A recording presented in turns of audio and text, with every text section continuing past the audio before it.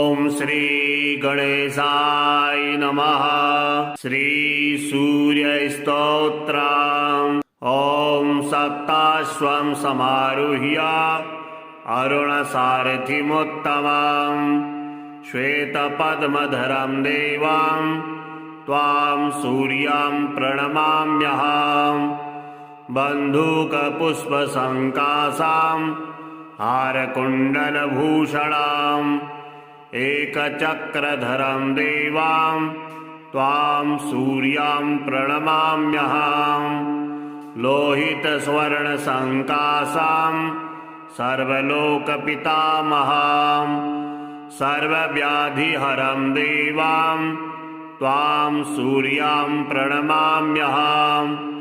त्वं देव ईश्वरः सक्रा ब्रह्म विष्णु महेश्वराट् परं धर्मं परं ज्ञानं त्वां सूर्यं प्रणमाम्यहम्। त्वमदेव लोककर्ता च कीर्तयात्मा करणांसकं तेजो रुद्रधरं देवं त्वां सूर्यं प्रणमाम्यहम्। पृथिव्यप्तेजो वायुश्च आत्माप्याकाशमेव च सर्वज्ञं श्रीजगन्नाथं त्वां सूर्यं प्रणमाम्यहम्।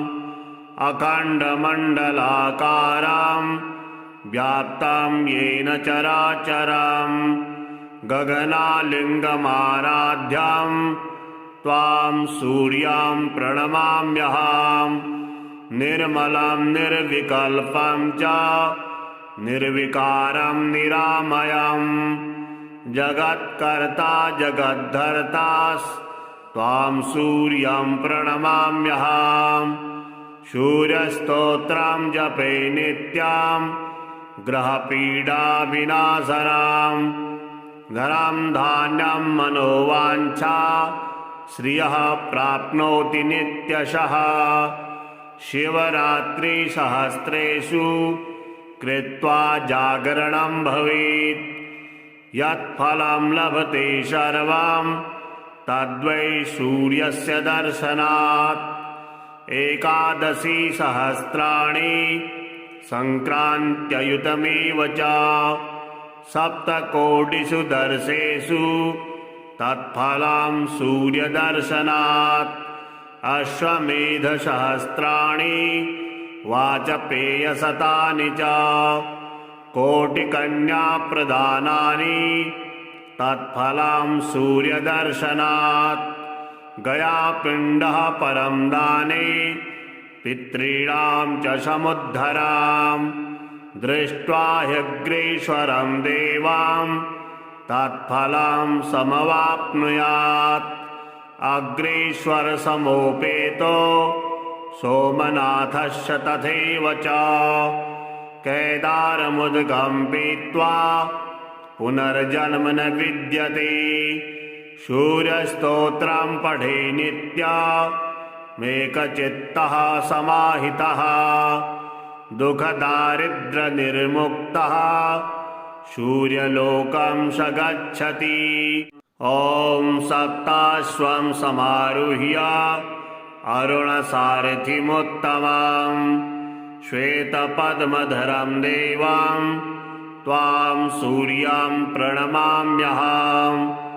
बन्धूकपुष्पसङ्काशां हारकुण्डलभूषणाम् एकचक्रधरं देवां त्वां सूर्यं प्रणमाम्यहम्। लोहितस्वर्णसङ्काशां सर्वलोकपितामहं सर्वव्याधिहरं देवां त्वां सूर्यं प्रणमाम्यहम्। त्वं देव ईश्वरः सक्रा ब्रह्म विष्णु महेश्वराट् परं धर्मं परं ज्ञानं त्वां सूर्यं प्रणमाम्यहम्। त्वमदेव लोककर्ता च कीर्तयात्मा करणांसकं तेजो रुद्रधरं देवं त्वां सूर्यां प्रणमाम्यहम् पृथिव्यप्तेजो वायुश्च आत्माप्याकाशमेव च सर्वज्ञं श्रीजगन्नाथं त्वां सूर्यां प्रणमाम्यहम् अखण्डमण्डलाकारं व्याप्तं येन चराचरं गगनालिङ्गमाराध्यं त्वां सूर्यां प्रणमाम्यहम् निर्मलं निर्विकल्पं च निर्विकारं निरामयं जगत्कर्ता जगद्धर्तास्त्वां सूर्यं प्रणमाम्यहम् सूर्यस्तोत्रं जपे नित्यं ग्रहपीडाविनाशनं धनं धान्यं मनोवाञ्छा श्रियः प्राप्नोति नित्यशः शिवरात्रिसहस्रेषु कृत्वा जागरणं भवेत् यत्फलं लभते सर्वं तद्वै सूर्यस्य दर्शनात् एकादशी सहस्राणि संक्रान्त्ययुतमेव च सप्तकोटिषु दर्शेषु तत्फलं सूर्यदर्शनात् अश्वमेधसहस्राणि वाजपेयशतानि च कोटिकन्याप्रदानानि तत्फलं सूर्यदर्शनात् गयापिण्डः परं दाने पितॄणां च समुद्धरां दृष्ट्वा ह्यग्रेश्वरं देवां तत्फलं समवाप्नुयात् अग्रेश्वरसमोपेतो सोमनाथस्य तथैव च केदारमुद्गम्पीत्वा पुनर्जन्म न विद्यते सूर्यस्तोत्रं पठे नित्यमेकचित्तः समाहितः दुःखदारिद्र्यनिर्मुक्तः सूर्यलोकं स गच्छति। ॐ सप्ताश्वं समारुह्य अरुणसारथिमुत्तमं श्वेतपद्मधरं देवं त्वां सूर्यं प्रणमाम्यहम् बन्धूकपुष्पसङ्कासां हारकुण्डलभूषणाम् एकचक्रधरं देवां त्वां सूर्यं प्रणमाम्यहम् लोहितस्वर्णसङ्कासां सर्वलोकपितामहं सर्वव्याधिहरं देवां त्वां सूर्यं प्रणमाम्यहम् त्वं देव ईश्वरः सक्रा ब्रह्म विष्णु महेश्वराट् परं धर्मं परं ज्ञानं त्वां सूर्यं प्रणमाम्यहम् त्वमदेव लोककर्ता च कीर्तयात्मा करणां सकं तेजो रुद्रधरं देवं त्वां सूर्यं प्रणमाम्यहम् पृथिव्यप्तेजो वायुश्च आत्माप्याकाशमेव च सर्वज्ञं श्रीजगन्नाथं त्वां सूर्यं प्रणमाम्यहम् अखण्डमण्डलाकारं व्याप्तं येन चराचरं गगनालिङ्गमाराध्यं त्वां सूर्यं प्रणमाम्यहम् निर्मलं निर्विकल्पं च निर्विकारं निरामयं जगत्कर्ता जगद्धर्तास्त्वां सूर्यं प्रणमाम्यहम् सूर्यस्तोत्रं जपे नित्यं ग्रहपीडाविनाशनं धनं धान्यं मनोवाञ्छा श्रियः प्राप्नोति नित्यशः शिवरात्रिसहस्रेषु कृत्वा जागरणं भवेत् यत्फलं लभते सर्वं तद्वै सूर्यस्य दर्शनात् एकादशी सहस्राणि सङ्क्रान्त्ययुतमेव च सप्तकोटिषु दर्शेषु तत्फलं सूर्यदर्शनात् अश्वमेधसहस्राणि वाजपेयशतानि च कोटिकन्याप्रदानानि तत्फलं सूर्यदर्शनात् गयापिण्डः परं दाने पितॄणां च समुद्धरां दृष्ट्वा ह्यग्रेश्वरं देवां तत्फलं समवाप्नुयात् अग्रेश्वरसमोपेतो सोमनाथस्य तथैव च केदारमुद्गम्पीत्वा पुनर्जन्म न विद्यते सूर्यस्तोत्रं पठे नित्यमेकचित्तः समाहितः दुःखदारिद्र्यनिर्मुक्तः सूर्यलोकं स गच्छति। ॐ सप्ताश्वं समारुह्य अरुणसारथिमुत्तमं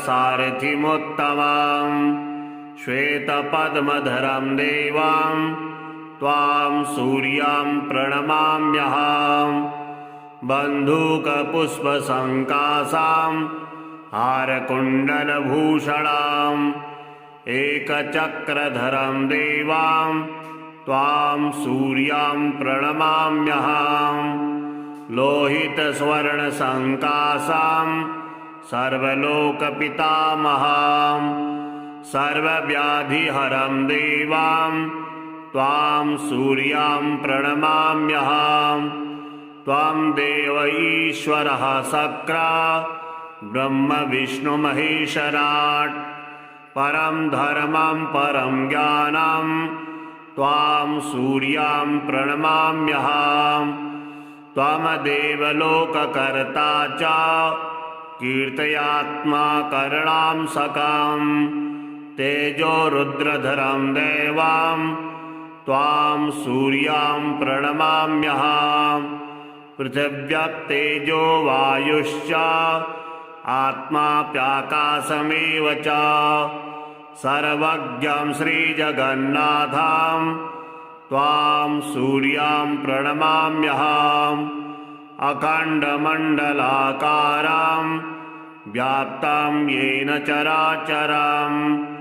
गगनालिङ्गमाराध्यं त्वां सूर्यं प्रणमाम्यहम् निर्मलं निर्विकल्पं च निर्विकारं निरामयं जगत्कर्ता जगद्धर्ता त्वां सूर्यं प्रणमाम्यहं सूर्यस्तोत्रं जपे नित्यं ग्रहपीडाविनाशनं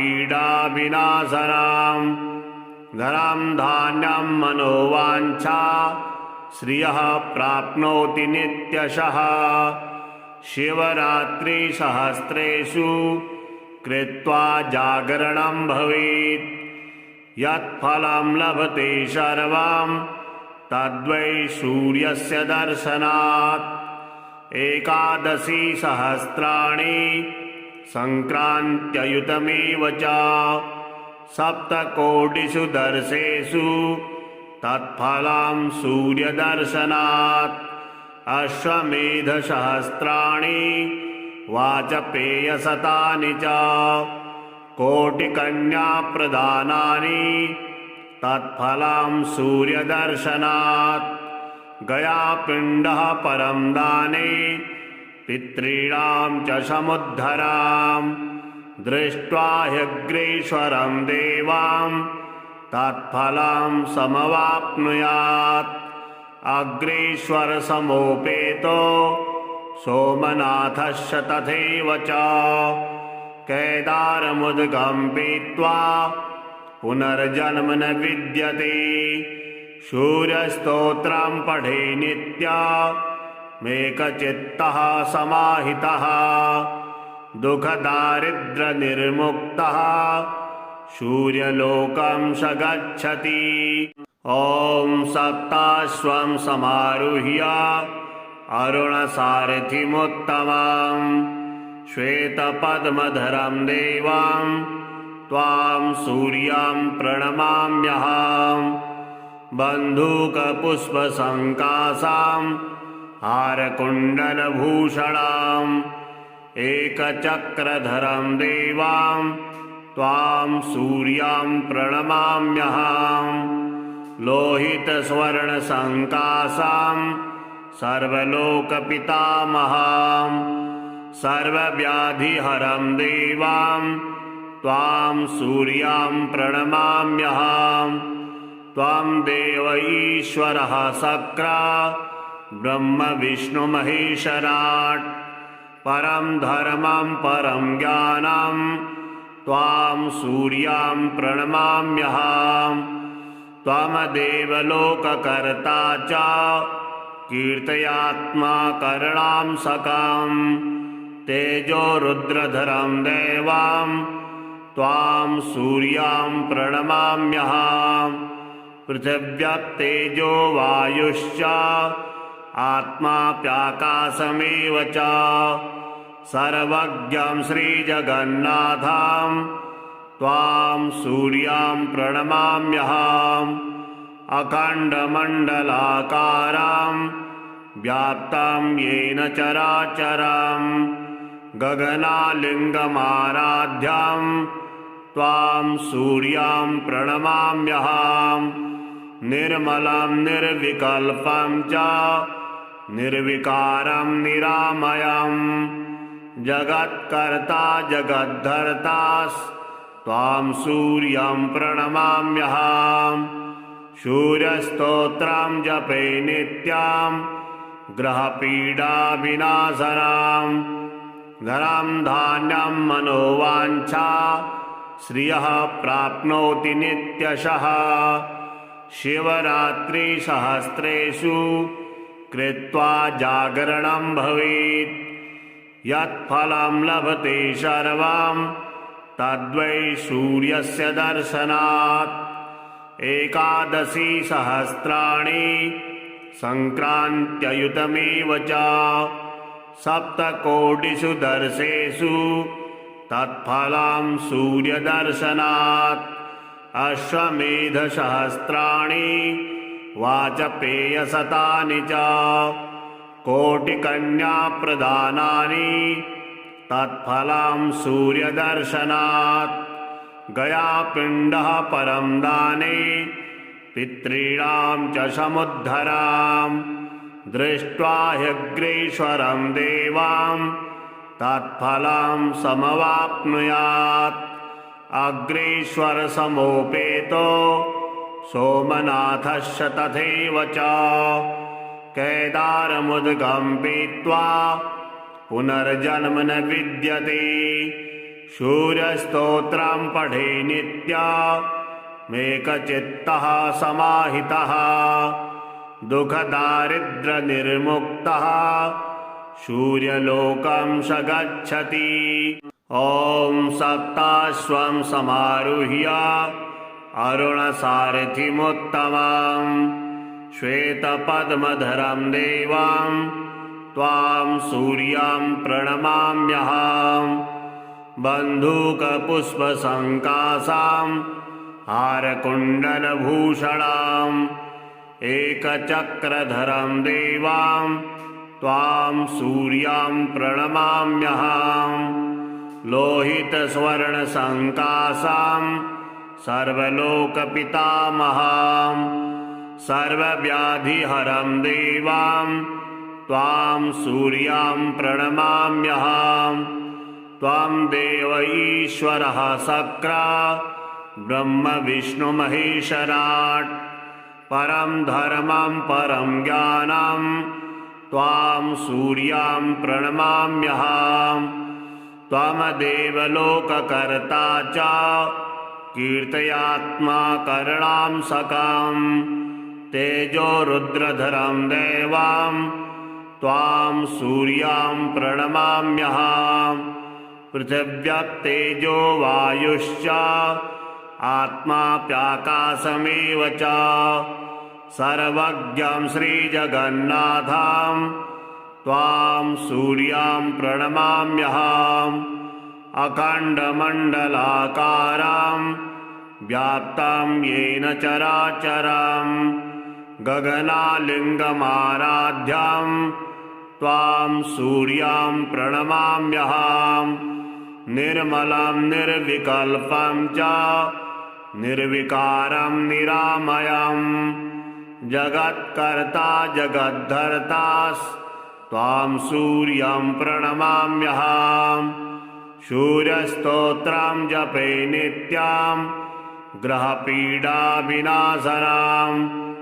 धनं धान्यं मनोवाञ्छा श्रियः प्राप्नोति नित्यशः शिवरात्रिसहस्रेषु कृत्वा जागरणं भवेत् यत्फलं लभते सर्वं तद्वै सूर्यस्य दर्शनात् एकादशी सहस्राणि सङ्क्रान्त्ययुतमेव च सप्तकोटिषु दर्शेषु तत्फलं सूर्यदर्शनात् अश्वमेधसहस्राणि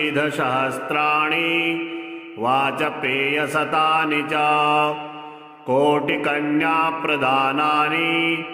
तत्फलं सूर्यदर्शनात् गयापिण्डः परं दाने पितॄणां च समुद्धरां दृष्ट्वा ह्यग्रेश्वरं देवां तत्फलं समवाप्नुयात् अग्रेश्वरसमोपेतो सोमनाथस्य तथैव च केदारमुद्गं पीत्वा पुनर्जन्म न विद्यते सूर्यस्तोत्रं पठे नित्यमेकचित्तः समाहितः दुःखदारिद्र्यनिर्मुक्तः सूर्यलोकं स गच्छति।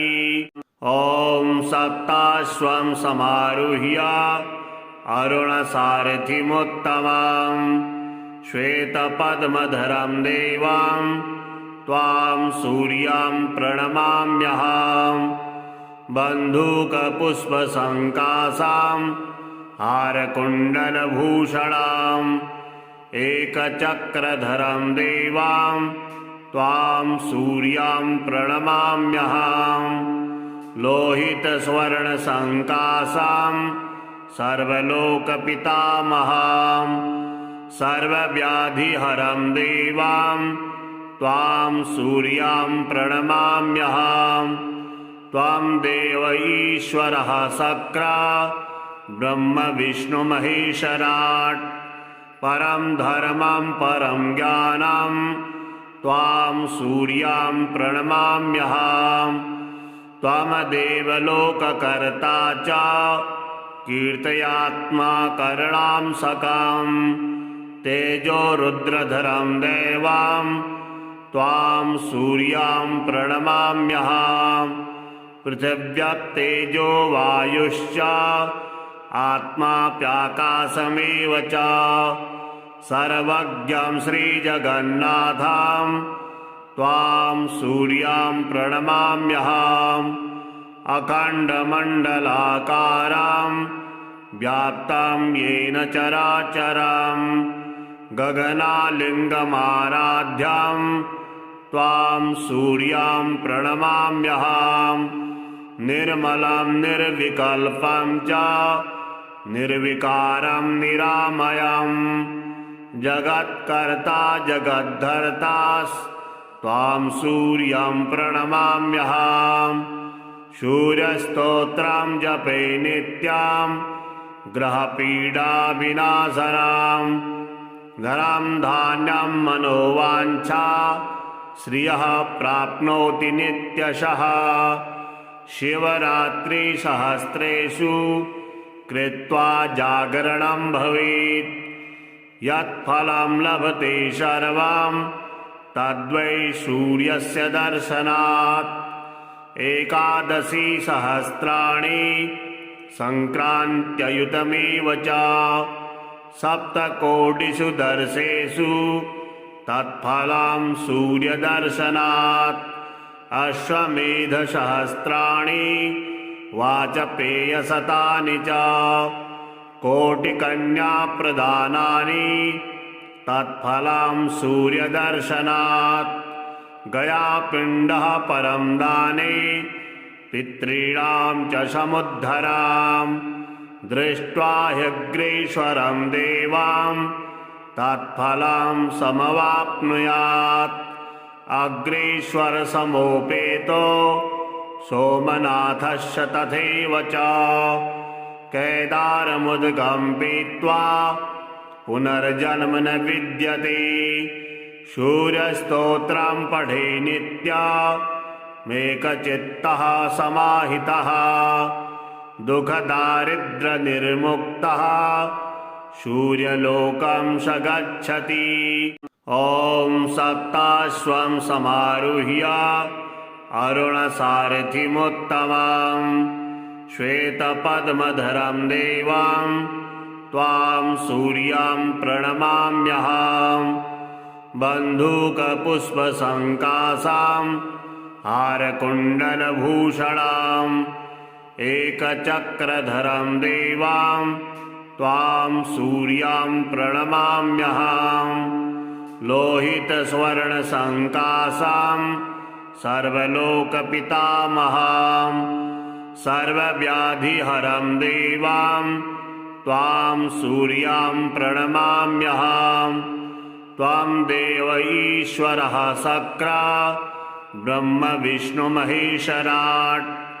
परं धर्मं परं ज्ञानं त्वां सूर्यं प्रणमाम्यहम्। त्वमदेव लोककर्ता च कीर्तयात्मा करुणांसकं। तेजो रुद्रधरं देवं त्वां सूर्यं प्रणमाम्यहम्। पृथिव्यप्तेजो वायुश्च आत्माप्याकाशमेव च। सर्वज्ञं श्रीजगन्नाथं त्वां सूर्यं प्रणमाम्यहम्। अखण्डमण्डलाकारं व्याप्तं येन चराचरं। गगनालिङ्गमाराध्यं त्वां सूर्यं प्रणमाम्यहम्। निर्मलं निर्विकल्पं च निर्विकारं निरामयं। जगत्कर्ता जगद्धर्ता त्वां सूर्यं प्रणमाम्यहम्। सूर्यस्तोत्रं जपे नित्यं ग्रहपीडाविनाशनं। धनं धान्यं मनोवाञ्छा श्रियः प्राप्नोति नित्यशः। शिवरात्रिसहस्रेषु कृत्वा जागरणं भवेत्। यत्फलं लभते सर्वं तद्वै सूर्यस्य दर्शनात्। एकादशी सहस्राणि सङ्क्रान्त्ययुतमेव च। सप्तकोटिषु दर्शेषु तत्फलं सूर्यदर्शनात्। अश्वमेधसहस्राणि वाजपेयशतानि च। कोटिकन्याप्रदानानि तत्फलं सूर्यदर्शनात्।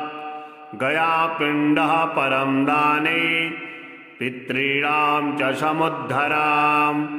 दृष्ट्वा ह्यग्रेश्वरं देवां तत्फलं समवाप्नुयात्। अग्रेश्वरसमोपेतो सोमनाथश्च तथैव च। केदारमुद्गं पीत्वा पुनर्जन्म न विद्यते। सूर्यस्तोत्रं पठे नित्यमेकचित्तः समाहितः। दुःखदारिद्र्यनिर्मुक्तः सूर्यलोकं स गच्छति। ॐ सप्ताश्वं समारुह्य अरुणसारथिमुत्तमं। श्वेतपद्मधरं देवं त्वां सूर्यं प्रणमाम्यहम्। बन्धूकपुष्पसङ्कासां हारकुण्डलभूषणाम्। एकचक्रधरं देवां त्वां सूर्यं प्रणमाम्यहम्। लोहितस्वर्णसङ्कासां सर्वलोकपितामहं सर्वव्याधिहरं देवां त्वां सूर्यां प्रणमाम्यहं त्वां देव ईश्वरः सक्रा ब्रह्म विष्णु महेश्वराट् परं धर्मं परं ज्ञानं त्वां सूर्यां प्रणमाम्यहं त्वमदेव लोककर्ता च कीर्तयात्मा करणां सकं तेजो रुद्रधरं देवां त्वां सूर्यां प्रणमाम्यहं पृथिव्यक्तेजो वायुश्च आत्माप्याकाशमेव च सर्वज्ञं श्रीजगन्नाथं त्वां सूर्यां प्रणमाम्यहम् अखण्डमण्डलाकारं व्याप्तं येन चराचरं गगनालिङ्गमाराध्यं त्वां सूर्यां प्रणमाम्यहं निर्मलं निर्विकल्पं च निर्विकारं निरामयं जगत्कर्ता जगद्धर्तास्त्वां सूर्यं प्रणमाम्यहं सूर्यस्तोत्रं जपे नित्यं ग्रहपीडाविनाशनं धनं धान्यं मनोवाञ्छा श्रियः प्राप्नोति नित्यशः शिवरात्रिसहस्रेषु कृत्वा जागरणं भवेत् यत्फलं लभते सर्वं तद्वै सूर्यस्य दर्शनात् एकादशी सहस्राणि संक्रान्त्ययुतमेव च सप्तकोटिषु दर्शेषु तत्फलं सूर्यदर्शनात् अश्वमेधसहस्राणि वाजपेयशतानि च कोटिकन्याप्रदानानि तत्फलं सूर्यदर्शनात् गयापिण्डः परं दाने पितॄणां च समुद्धरां दृष्ट्वा ह्यग्रेश्वरं देवां तत्फलं समवाप्नुयात् अग्रेश्वरसमोपेतो सोमनाथश्च तथैव च केदारमुद्गं पीत्वा पुनर्जन्म न विद्यते सूर्यस्तोत्रं पठे नित्यमेकचित्तः समाहितः दुःखदारिद्र्यनिर्मुक्तः सूर्यलोकं स गच्छति। ॐ सप्ताश्वं समारुह्य अरुणसारथिमुत्तमं श्वेतपद्मधरं देवां त्वां सूर्यां प्रणमाम्यहं बन्धूकपुष्पसङ्कासां हारकुण्डलभूषणाम् एकचक्रधरं देवां त्वां सूर्यां प्रणमाम्यहं लोहितस्वर्णसङ्कासां सर्वलोकपितामहं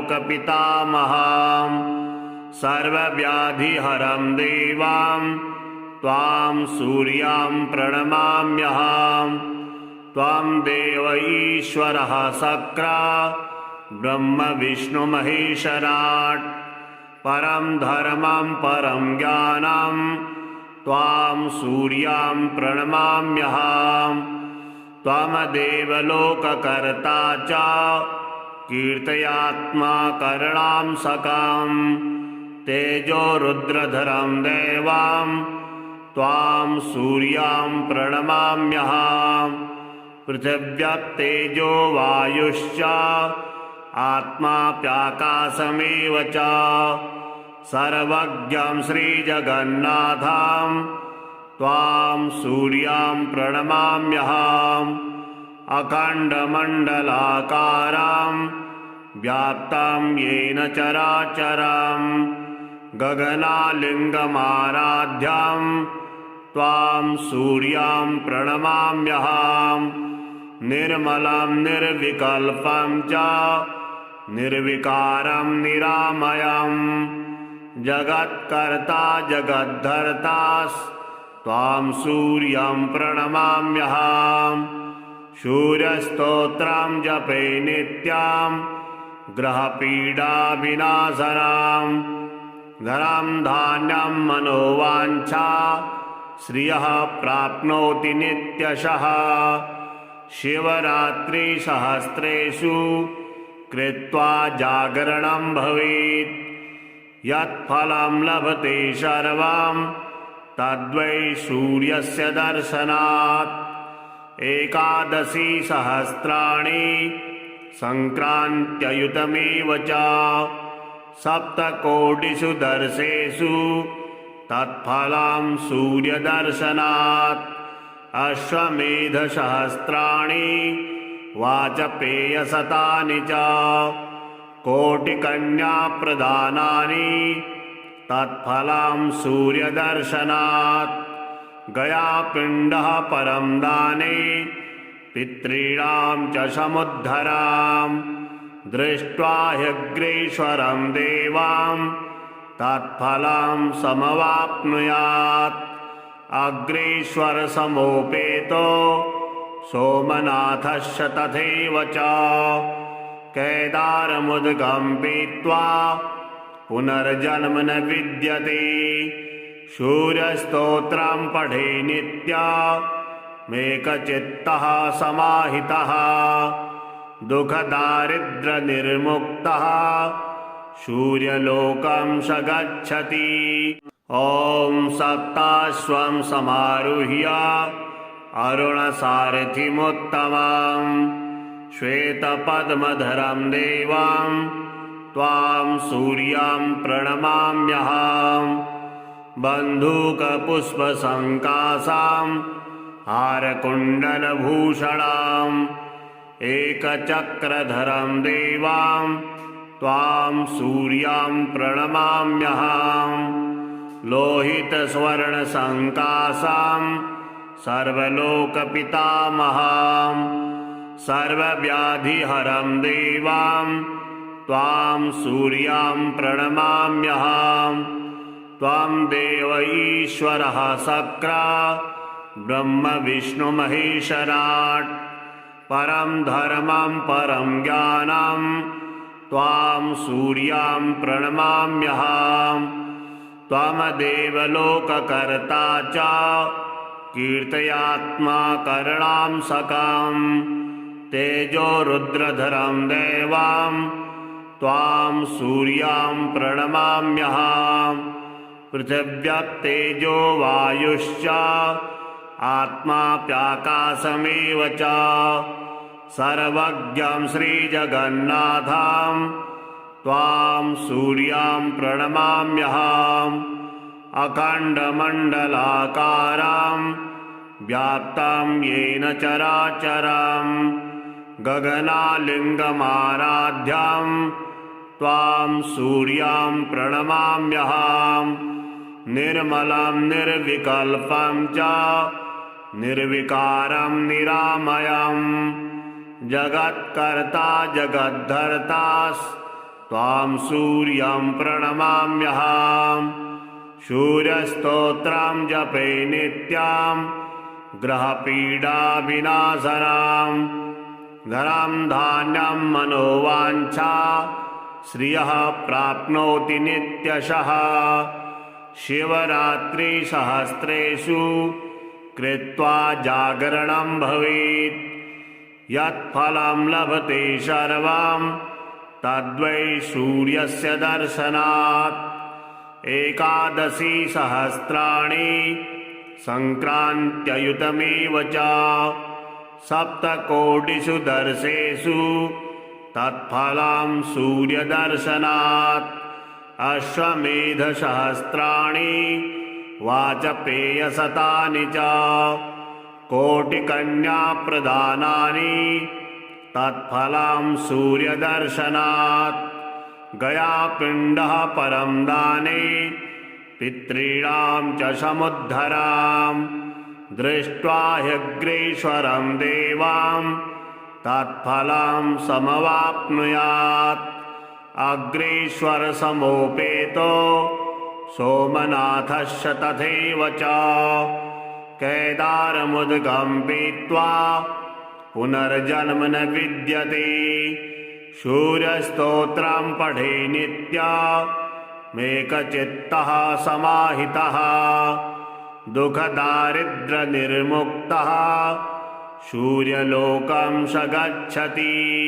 ॐ सप्ताश्वं समारुह्य अरुणसारथिमुत्तमं श्वेतपद्मधरं देवं त्वां सूर्यं प्रणमाम्यहम् बन्धूकपुष्पसङ्कासां हारकुण्डलभूषणाम् एकचक्रधरं देवां त्वां सूर्यं प्रणमाम्यहम् लोहितस्वर्णसङ्कासां सर्वलोकपितामहं